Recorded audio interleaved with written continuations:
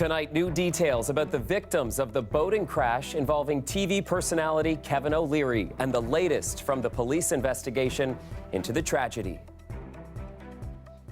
The search for answers as to what happened before and after the deadly crash continues tonight, but we are learning new information about one of the victims and what brought him to the Muskoka area last Saturday. Angelina King is following this story again for us tonight, and she joins us now from Etobicoke.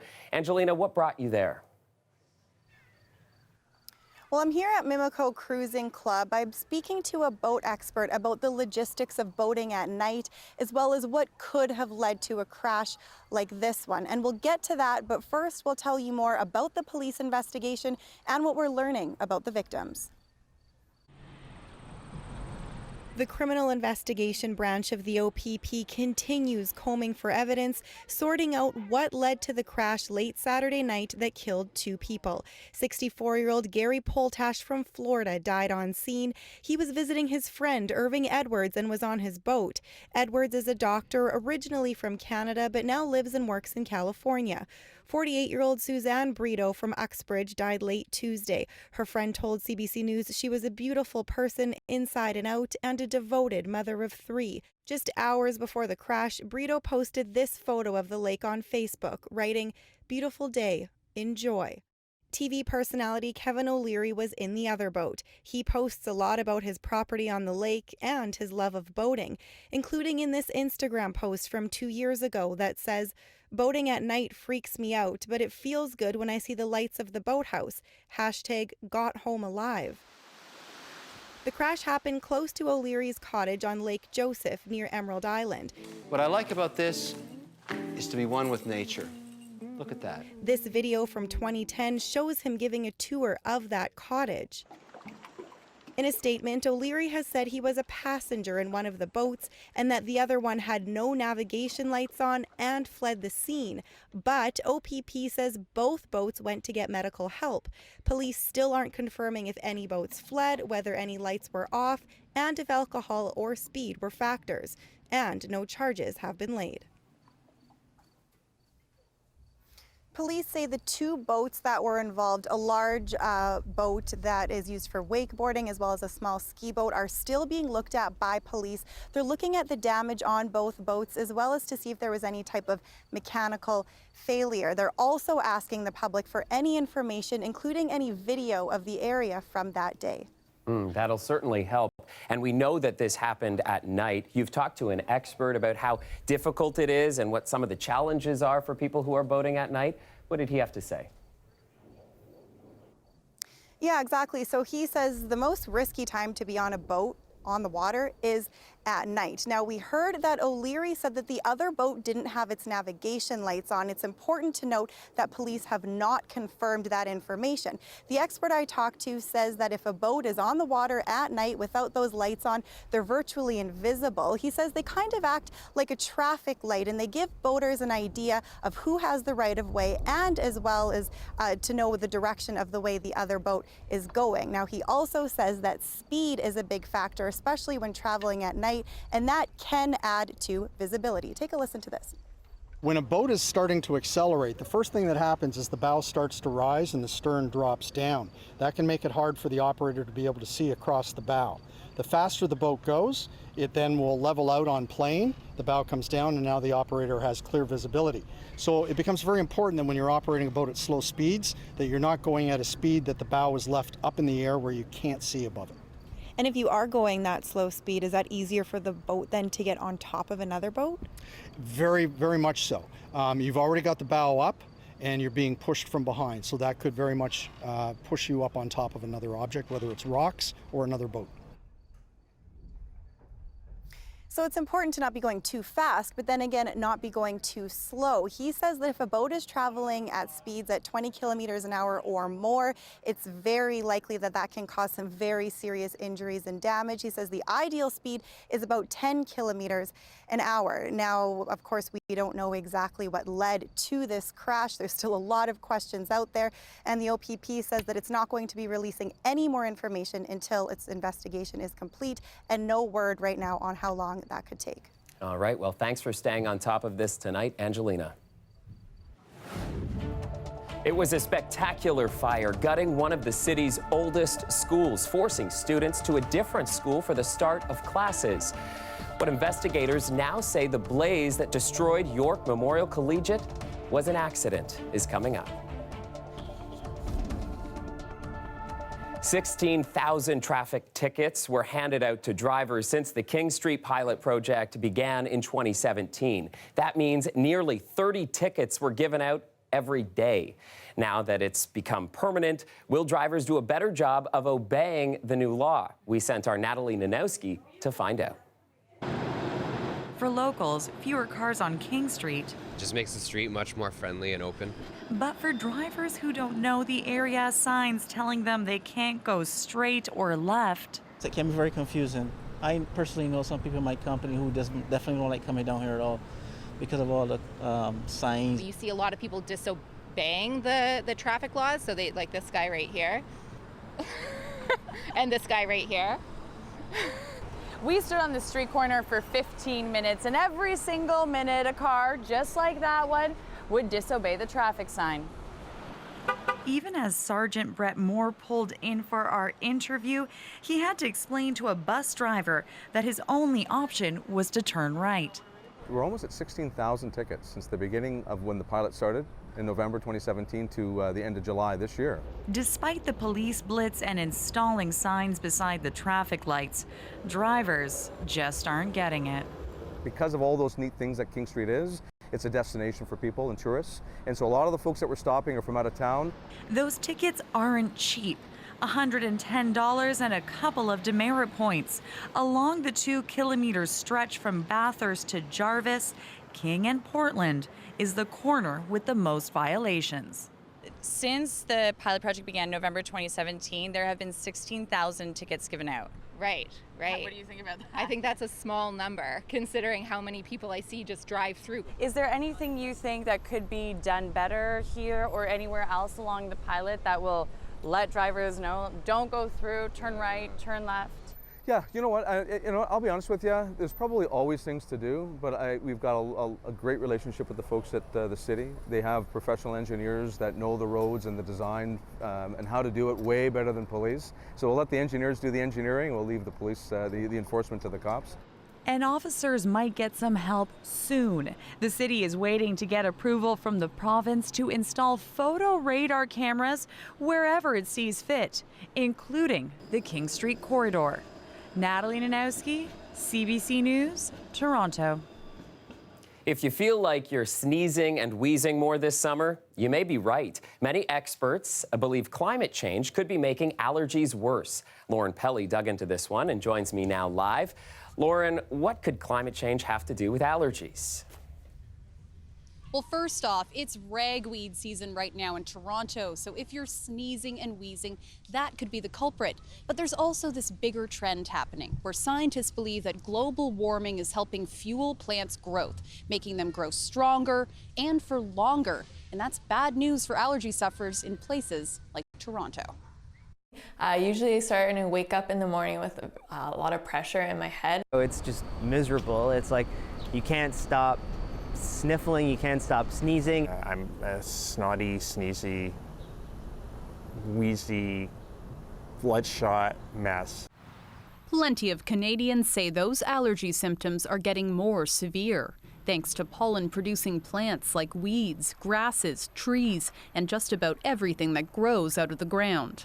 Every day, we have over 30 cities that we monitor here in Canada.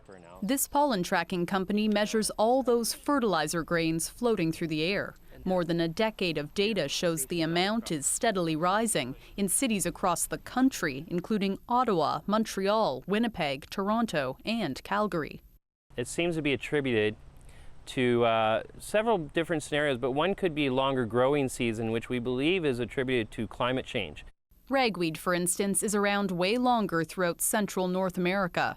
Research shows during a 2-decade span, the plant's growing season jumped by 25 days in Winnipeg and 24 days in Saskatoon. Scientists think the trend has to do with global warming. Rising temperatures mean plants can grow earlier and later in the season, and more carbon dioxide in the atmosphere acts as plant food, helping each one get bigger and produce more pollen.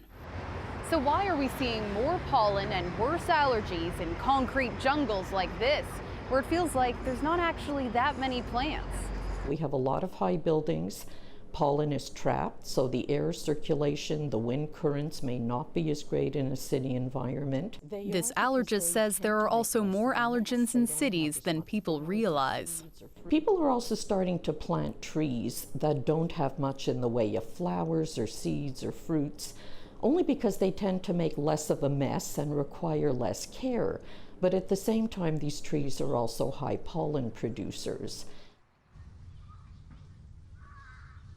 One survey found that in cities like Toronto, more than 90% of the trees being planted are male. Those are the pollen-producing trees versus the female varieties that drop their seeds and fruit. So even though you might not know it, these airborne allergens are all around us. Chris? All right, Lauren, so rolling with this theory that seasonal allergies could be getting worse, how can people cope?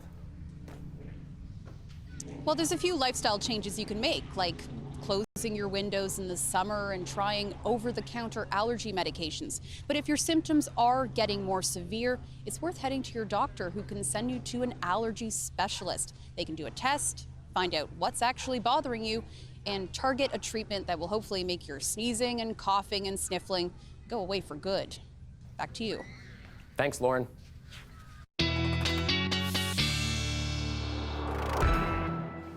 Nick Sirkovich is with us now. Nick, do allergies have you down?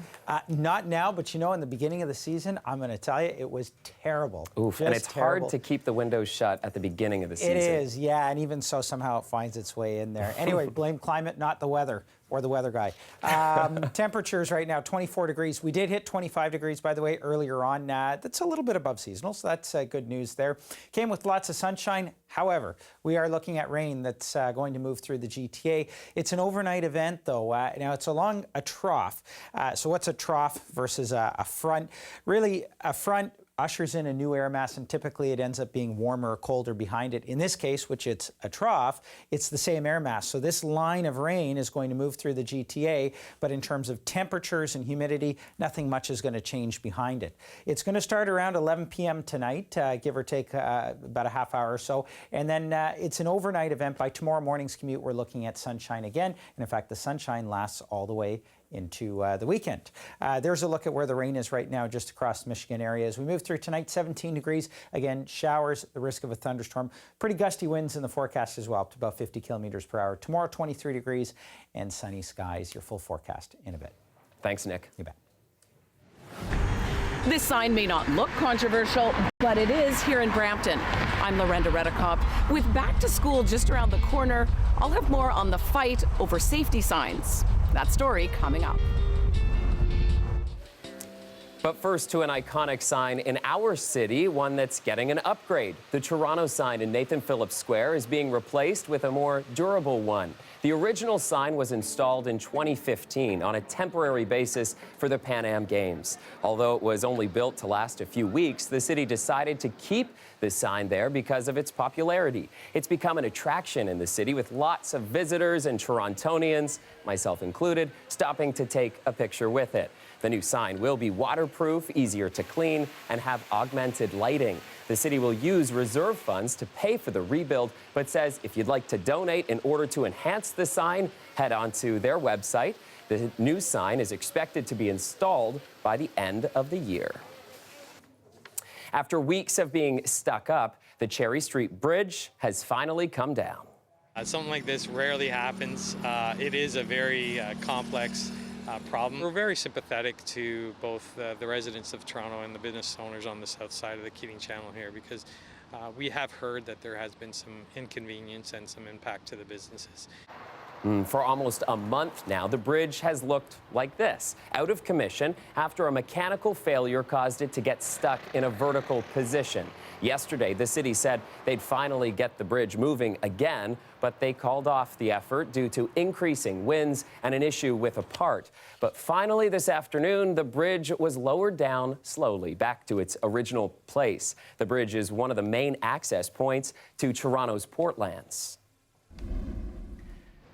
A pedestrian was hurt and a trail of destruction left behind after a frightening incident early this morning at Yonge and College. Police say a stolen SUV smashed into a parked car, hopped the curb, took out a fire hydrant, and then ran into a pedestrian. That man was taken to the hospital with non-life-threatening injuries. The stolen vehicle continued on for a short distance before the driver abandoned the car and fled on foot. Police are hoping they'll be able to get a description of the driver from security video. In Brampton, signs have popped up reminding drivers to slow down just in time for back to school. But those signs have now sparked a fight between a local councillor and the city bylaw office. Lorenda Redekop explains. The local councillor and her staff have handed out around 500 signs so far. This is year 2. I met a woman who fatally lost her son to a speeding car on her street, and I said, you know what, something's got to be done. But the city says the signs are not allowed. It says the sign bylaw allows for specific safety messaging, such as to alert people about speed bumps, construction workers on road, or potential trip hazards. If the city receives a complaint, it'll be investigated and charges could be laid. Williams reads the bylaw differently, arguing this is a safety message, but says she's ready if there's a problem. I don't think the bylaw is going to go around and charge 2,000 people for having a community safety sign on their lawn. However, if they do, I will pay the fine. She hopes she's found a way around it, asking people to ensure the signs are on their lawns, not on city property. Councillor Williams argues her signs are different from ads like this one and shouldn't require a permit. That's because there's an exemption under the bylaw for signs that pertain to public safety. And we've made sure that the signs are within the size required. So you went and measured? Of course. I'm not trying to cause trouble. I just want to get people to slow down.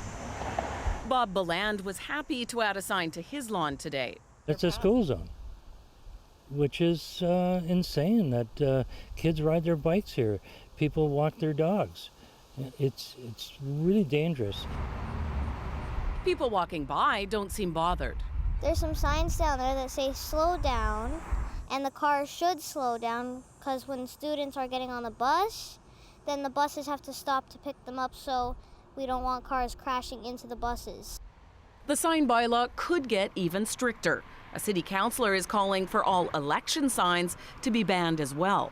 Lorenda Redekop, CBC News, Brampton. It's really just the Liberals who are pushing this, trying to distract from their record of failure, corruption, and scandal, trying to dredge up issues from long ago. Under pressure to update his position on gay rights, Conservative leader Andrew Scheer makes a promise on same-sex marriage and abortion. How he's trying to deflect the issue is coming up. The weather update is brought to you by Train Extreme Conditions Testing. It's hard to stop a train, really hard. Train, the most reliable heating and cooling brand.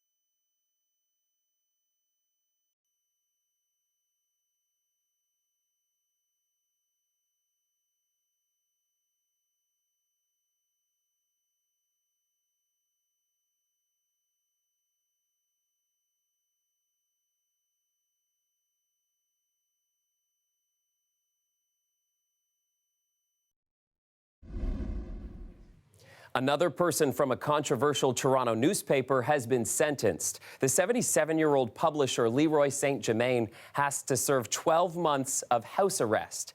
Here's his message for people who were offended by his newspaper. I'd say suck it up and get over it. And I don't like people telling me what I can and cannot say. You don't hurt people's feelings. They allow their feelings to be hurt. Despite his feelings, a judge found that Your Ward News promoted hatred against Jews and women. But the judge says that St. Germain poses no danger to the community, also citing his poor health in the decision. St. Germain and Your Ward News editor James Sears were found guilty in January of 2 counts of promoting hatred. A week ago, Sears was given a 1-year jail sentence, but has since been granted bail pending an appeal. After a week without public comment, today Conservative leader Andrew Scheer faced questions about his party's stance on social issues, including abortion and same-sex marriage. David Thurton has that story. Today, Andrew Scheer wouldn't answer questions about his personal views on same-sex marriage and abortion, but he says, as Prime Minister, he would not reopen the debate on this issue. This issue was settled long ago. It was an open question, and members of all parties had different positions on it. Today, it is the law of the land, and I will always uphold that law. Scheer is on the defensive after the Liberals posted 2 videos to Twitter. In one video, it shows Scheer 14 years ago in the House of Commons expressing his opposition to same-sex marriage. Scheer says that this is an attempt by the Liberals to extract from the real issues in this election. That's why he's dredging up divisive social issues, trying to distract Canadians from his litany of failures. And he confirmed a long-held Conservative Party view that individual MPs would be able to bring forth private members' bills on these divisive topics, but a Conservative government would not support them, something Justin Trudeau today says he wouldn't allow in the Liberal Party. My position has been very clear. Every member of the Liberal Party of Canada will unequivocally support women's rights. That is something that Canadians know and can rely on. Scheer's news conference today was supposed to put his stance on social issues to rest, but his refusal to answer questions gives the Liberals an opening to keep this in the news. David Thurton, CBC News, Ottawa. Overseas, the British Prime Minister's move to prorogue Parliament is generating even more heat from opposition parties and even Boris Johnson's own Conservative Party. Opponents say the PM is trying to shut down any attempt to prevent a so-called hard Brexit. That would see the UK leave the European Union with no agreement on what comes next. Renee Filippone has more from London. Brexit has always been a divisive issue here, but the decision to prorogue Parliament has the 2 sides digging in for a fight. Today, 2 prominent members of the Tory party have tendered their resignations. The chief whip of the House of Lords, George Young, who says Johnson's move undermines the fundamental role of Parliament at a critical time, and he can no longer support the Prime Minister. And Scottish Conservative leader Ruth Davidson. She's citing personal reasons, but also the inability for compromise on Brexit. Respect is what is missing from our debates. And without respect, you cannot have understanding and you cannot unite, which is what we in Scotland and in the UK need to do. Johnson is facing growing criticism from people in his party worried about the UK crashing out of the EU. I think nobody expected such outrageous conduct. I won't compete with people in the outrage, but it's pretty unconstitutional, else on the basis, oh, well, it's only a convention, so it doesn't count, rather dismisses most of our conventions. We're being told blatant lies, because how on earth they can keep a straight face saying it isn't designed to frustrate Brexit, I don't know. Meanwhile, Johnson's supporters are on the defensive today, calling the outrage phony.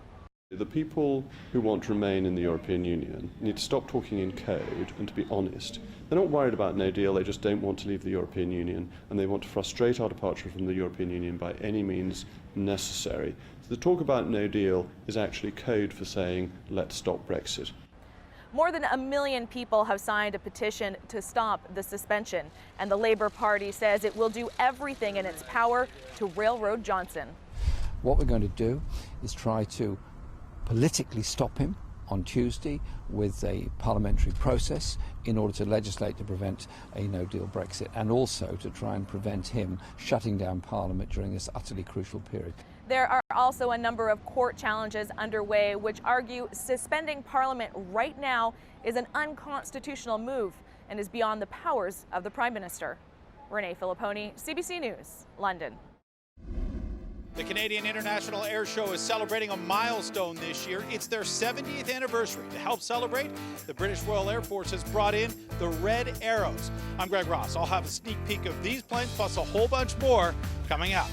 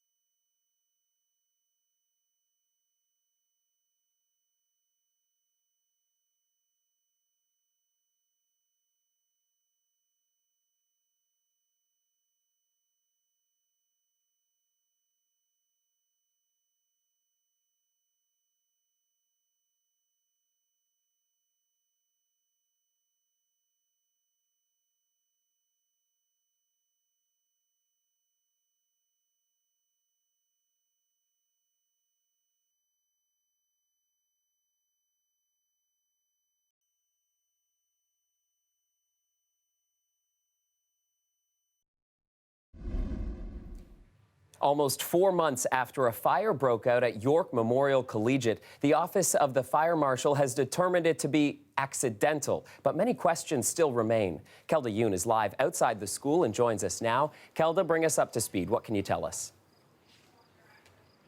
Well, Chris, even though the fire was determined to be accidental, the fire marshal says it doesn't know the cause. So that's the biggest question mark right now. We still don't know how this fire ignited. Now, it was back on May 6th that fire crews were called to the school for a fire that started in the auditorium. It took them hours to knock it down, and then they were called back the very next day when flames erupted again. Now, this fire, larger than the first, escalating to 6 alarms, and part of the roof collapsed as a result. Now, the fire marshal has since determined it was a single fire that had been reignited.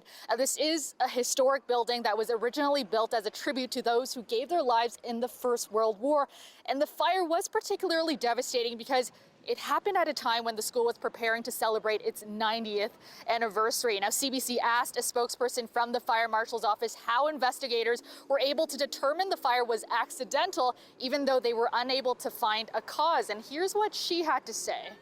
I'm not able to get into the circumstances of the fire, but I think what's important here is that through a thorough investigation using the scientific method, the UFM was able to make a determination that it was accidental. So in terms of it being determined as accidental, there are a few different categories. In this instance, it was because they were unable to isolate the ignition source. Toronto Fire Chief Matthew Pegg says that he's been made aware of the fire marshal's report, but he won't be commenting on it until he has a chance to go through it thoroughly. Now, in a tweet, he said, our team will review this fire investigation report in detail in order to gain a full understanding as to the origin, cause, and circumstance analysis that has been completed and determinations that have been reached by the Ontario Office of the Fire Marshal. Now, I also spoke to a TDSB spokesperson. He, too, said that he won't be commenting on the report until the TDSB has had a chance to go through it thoroughly. Now, all the students, almost 900 students from York Memorial, they were moved to George Harvey Collegiate to finish the rest of the school year. And next week, they will be attending classes at Scarlett Heights. As to when they can return to their school here at York Memorial, that is still all up in the air. I'll send it back to you, Chris. All right. Thanks, Kelda. And now a reminder for all students going back to school next week, leave your cell phones in your backpacks. No longer will social media, Instagram checks, and Twitter reviews be part of the daily experience of a student when it comes to instruction period, the in-class academic achievement.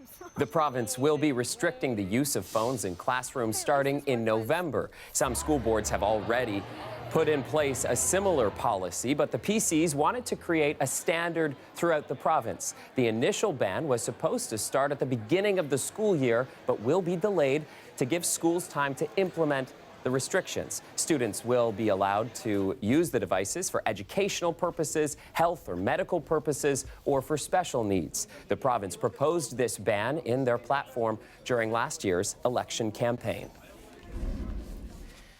And the Premier has a new Chief of Staff. Jamie Wallace has been named to the job. Wallace, who worked in various roles at Post Media, has actually been serving in the Chief of Staff role on an interim basis since June. He takes over from Dean French. French resigned abruptly amid controversy over a series of government appointees who were found to have personal ties to him. This is a sure sign that the summer is coming to a close. For the past 7 decades on Labor Day weekend, the skies over Toronto have been invaded by the most incredible aircrafts from around the world. Greg Ross got a sneak peek of what's to come at the Canadian International Air Show.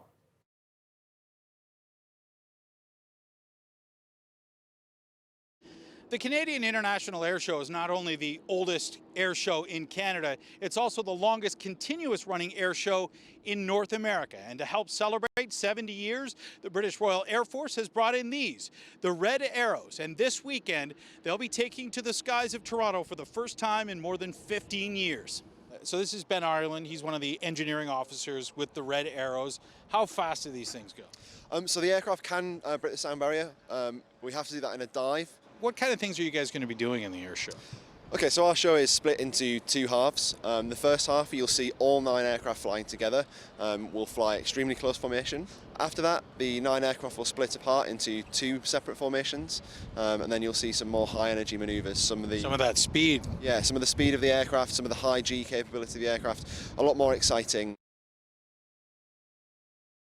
You guys have an interesting way to kind of showcase the 70 years that this show has been in existence. Yeah, something we're doing different this year is we're going to showcase aircraft from each of the last 7 decades to show how we've kind of evolved with aircraft design.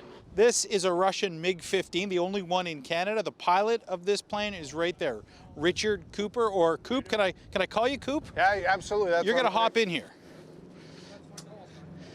And that's it. All right, that's a pretty tight cockpit in there. It is. There's not a lot of room in here. This really revolutionized fighter jets. This was really the start of the swept-wing jet fighter era. And the skies of Korea, this aircraft showed up and basically startled everybody on the North American side because they didn't think the Russians actually had the capability of building an aircraft this sophisticated. So this thing shows up and it's firing cannons. It's firing a 37mm cannon, two 23mm cannons in comparison to what our aircraft were armed with were 50 caliber machine guns. Snowbirds, they're a staple at the Canadian International Air Show.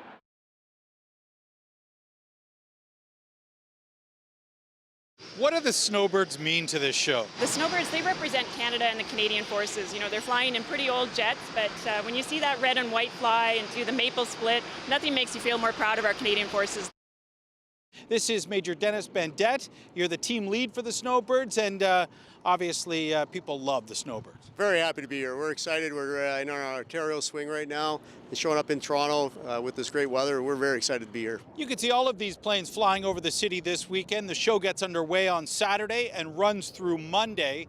The Red Arrows will open the show every day, and the snowbirds will be your closer. Greg Ross, CBC News, Toronto.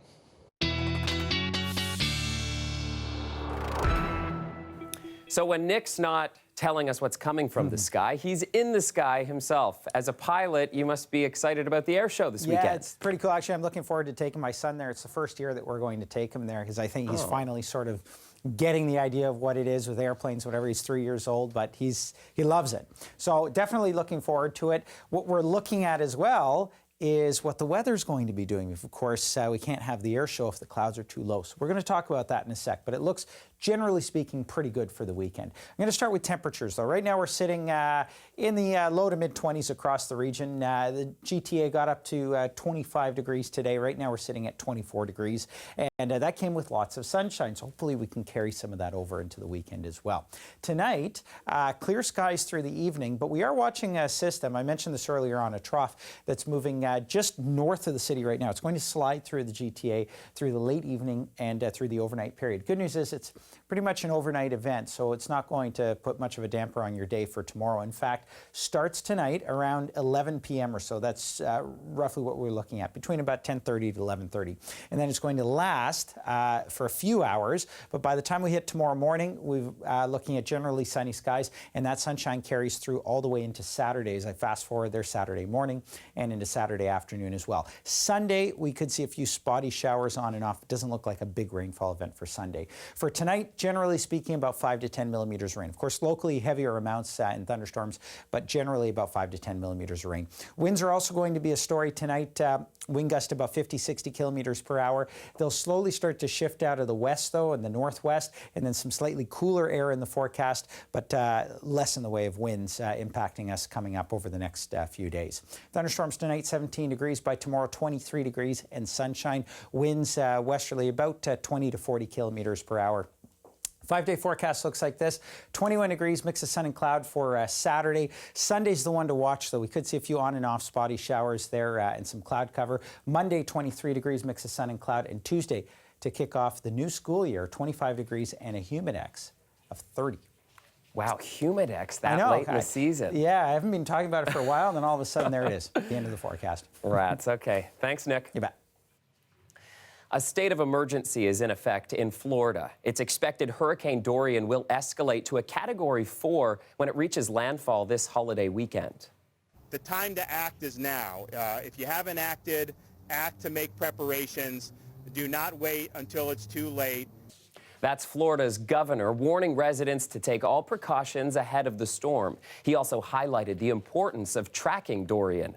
Many people have been scrambling to stock up on essentials like food, water, and gas. The storm is currently gathering strength over the warm waters of the Caribbean, and it's forecast to hit Florida on Sunday. This will be the 5th hurricane to hit Florida in the past 4 years.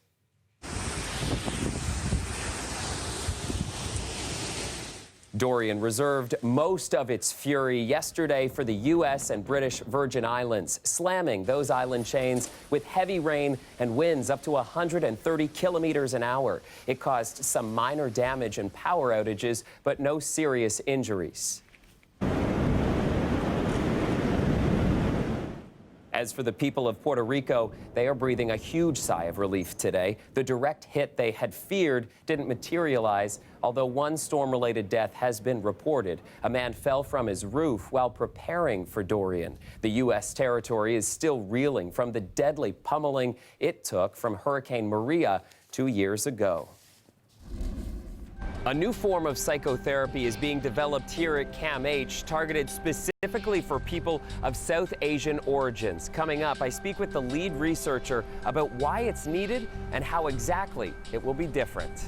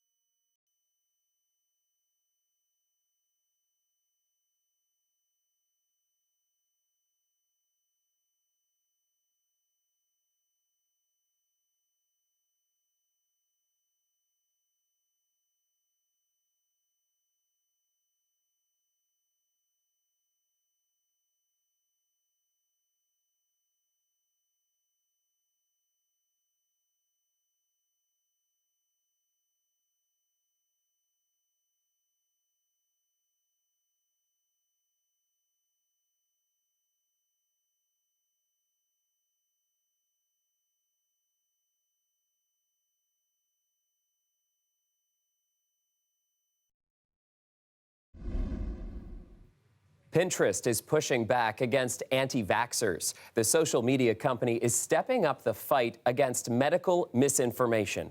Pinterest says users searching to find out more about vaccines will be directed to leading health sites and recognized authorities. Misleading or incorrect content is being weeded out. That includes comments posted by those against vaccinations. Pinterest says it wants to help stop the spread of false information. The World Health Organization is applauding the move, calling anti-vaccine views a global health threat. Depression and anxiety are also a public health threat recognized around the world, but researchers at the Center for Addiction and Mental Health say people from South Asian origins here in Toronto are not getting the best possible care. They're in the process of developing a new form of cognitive behavioral therapy tailored specifically for people from South Asian backgrounds. I spoke with Furnuk Niam today, one of the lead researchers, and started off by asking why it was needed.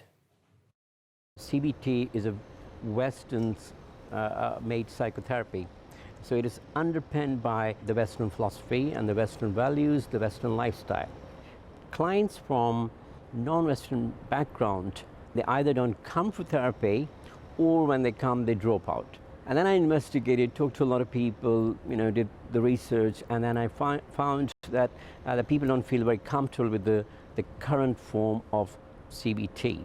Why did you identify the need, though, for people of South Asian origin? Because what you've just described would perhaps be true, I would think, for people of a lot of different backgrounds who might be coming to Canada. That's right. So the reason is we thought we have to start somewhere.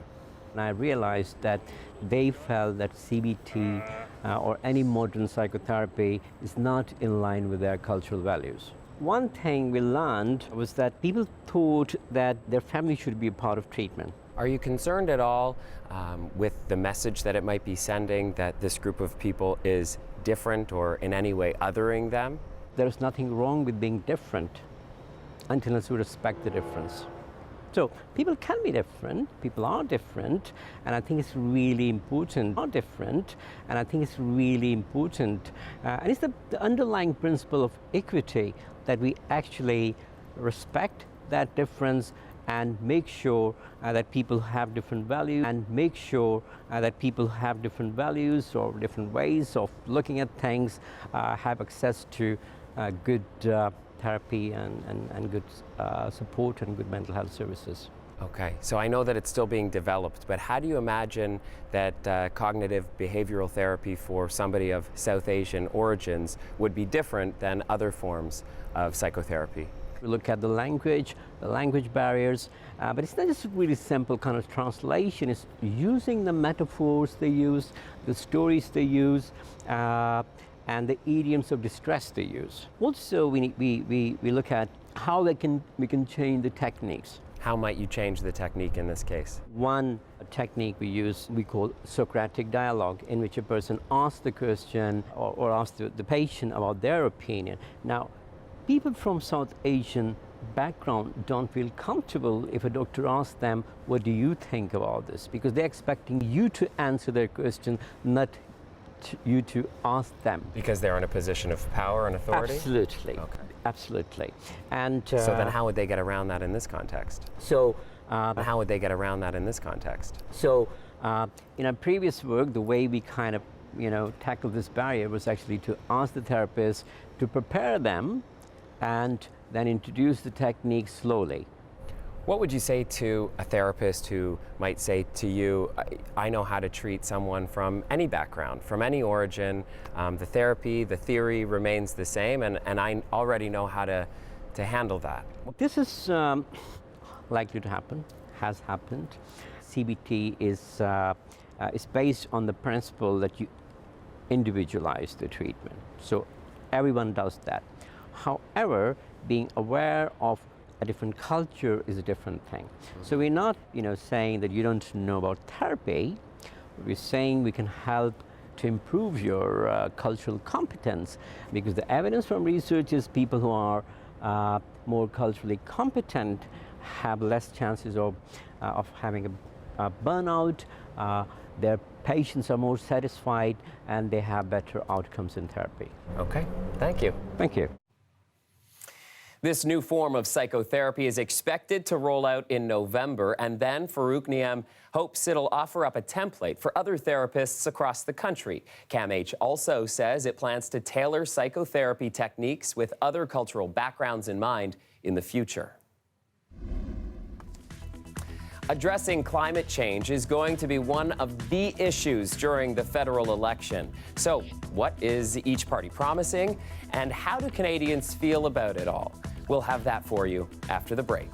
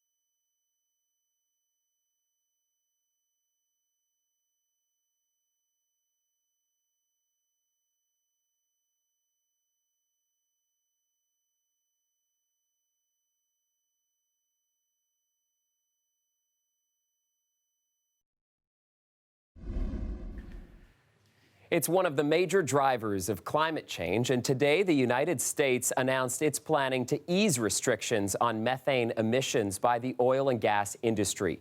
The proposal would reverse rules set under Barack Obama, which focused on limiting emissions from new fracking operations. Scientists say methane is more potent than carbon dioxide and is a larger contributor to climate change. Trump has also relaxed the rules on carbon emissions from vehicles and intends to withdraw the U.S. from the 2015 Paris Agreement. Environmental groups say they plan to challenge the methane proposal in court.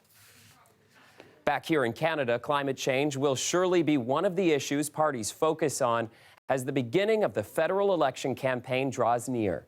Hannah Thibodeau takes a look at the competing plans so far. In almost every poll, climate change is a top 3 issue, so it will be central in this campaign. And the Liberals will continue to try to tie Ontario Premier Doug Ford with Conservative leader Andrew Scheer because they feel this is a winning issue for them, and they will continue to say that the Conservatives are not serious about climate change. Now, the climate plans for all the parties, they're extensive and not fully released as of yet. But here's a summary of them. For the Liberals, of course, they have a carbon price in place, and that is for carbon emitted. There are 4 provinces that didn't set up a carbon pricing plans of their own: Ontario, New Brunswick, Saskatchewan, and Manitoba, and Alberta repealed its provincial pricing. So the federal government has imposed a carbon tax on these provinces. The Conservatives have vowed to repeal the carbon tax, but Scheer has promised to invest in green technology and a home retrofit tax credit. The Conservative system would also cap allowable emissions, and if companies go over that, they would have to invest in green technology. The NDP have committed to keeping the carbon tax in place, but have promised to raise how much industrial emitters would have to pay. The Greens would also maintain the carbon tax, but they would continue to increase the price on carbon until there is no carbon emission. An Abacus poll released in July asked those who prioritize climate change who they intend to vote for. 41% say the Liberals, 21% Greens, 18% NDP, and 13% say they would vote for the Conservatives. So if you look at those numbers in a close race right now, the Liberals could potentially do better if the focus is on climate change. Hannah Thibodeau, CBC News, Toronto. We will continue to track the issues that matter to you as the federal election draws near, and that includes a new CBC election newsletter. It's called Canada Votes, and it's your weekly tip sheet as we count down to the big day. You can sign up at cbc.ca/election newsletter, and we'll deliver it to your inbox every Sunday evening. I wish this was coming in my inbox. Sizzling pork, drizzling cheese. What more do you need? After the break, where in the GTA you can find these Venezuelan pancakes called cachapas. We'll be right back.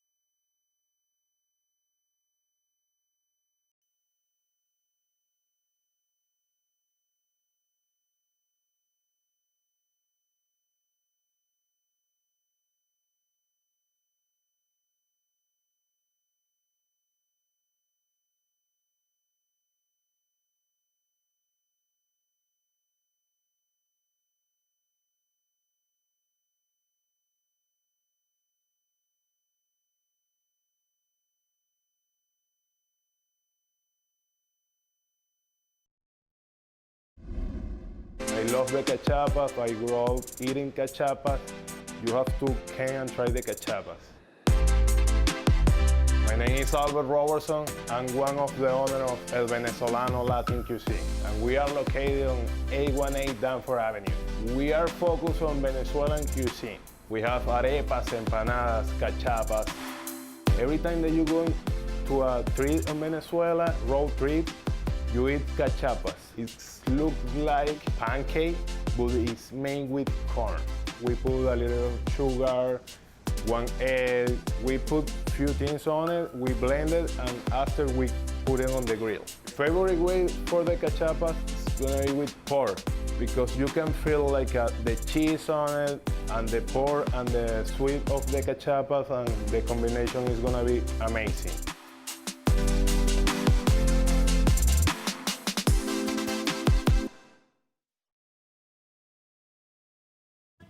Looks delicious, and that also seems like the exact same thing you would find at the CNE. Maybe you can grab one for your son this weekend. I know where I'm going, right? I'm trying to think about how to pronounce it. Cachapa. Cachapa. Well, you did better than I did. I had some time to practice, right? I guess. Yeah, CNE weather looks okay, guys. Friday, we'll start with Friday. If you're getting off to an early start for the long weekend, looks great. Some rain showers tonight. Then Saturday looks great. Again, sunshine. Sunday, we might deal with a few rain showers. Good time to go inside to a restaurant. Isn't Sunday when the air show is? Well, it's all weekend. It's all weekend. Okay, but Sunday's the big show, right? Yeah, but you know, even then, it's not an all-day event, so I think they're going to make it work. And then Monday looks good as well. And then, of course, we talked about Tuesday and Humidex. I know. Back to school. Poor kids are going to be looking out the windows and wishing they were outside. All right. Well, that is our show for tonight. Have a great night.